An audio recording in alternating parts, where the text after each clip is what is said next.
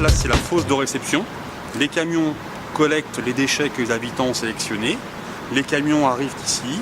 On accueille à peu près 15 000 tonnes de collecte sélective sur ce site à l'année. Et en les réceptionnant, on va vérifier aussi la qualité de ce que les habitants ont pu sélectionner.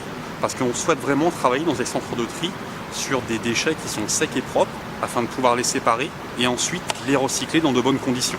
Le but de ce centre de tri, c'est de séparer les matières recyclables par type de produit, par type de famille, pour les envoyer vers les filières de recyclage qui vont avoir le rôle de les transformer et de faire en sorte de retrouver ces déchets que l'on a derrière nous dans la vie quotidienne par la suite.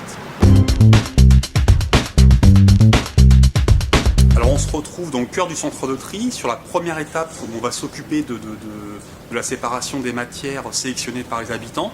Les habitants ont respecté les consignes de tri promulguées par les communes pour envoyer ces matières vers le recyclage. Mais ici, on va quand même tout de même vérifier la qualité de ce que les habitants ont pu trier et on va capter les erreurs que les habitants ont pu faire. Du verre cassé, des restes alimentaires qui normalement n'ont pas lieu d'être ici même et qui peuvent perturber la recyclabilité des matières et le travail de séparation des opérateurs.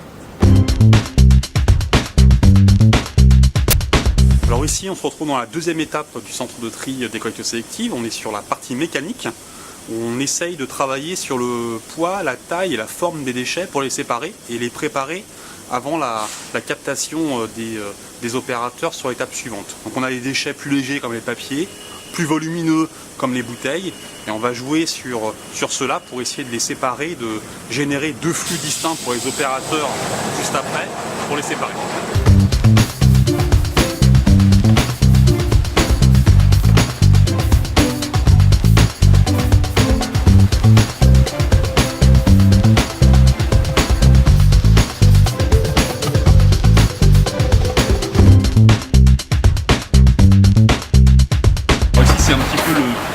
La dernière étape est l'étape la plus importante de séparation des matières.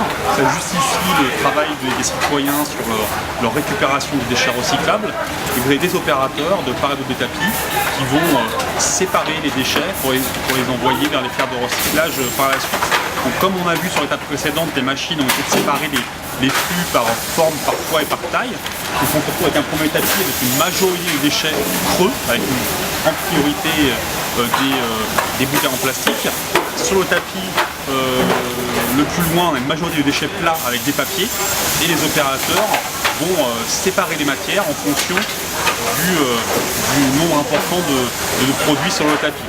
À côté des opérateurs, il y a un bac qui correspond à la nature des déchets qu'ils retirent.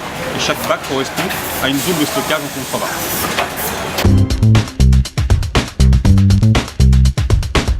Alors ces gros blocs sont des balles, c'est le fruit du travail des habitants, le fruit du travail du centre de tri du SICTOM dans le 15e arrondissement, et ça permet d'alimenter les filières de recyclage et de retrouver nos déchets dans la vie quotidienne par la suite.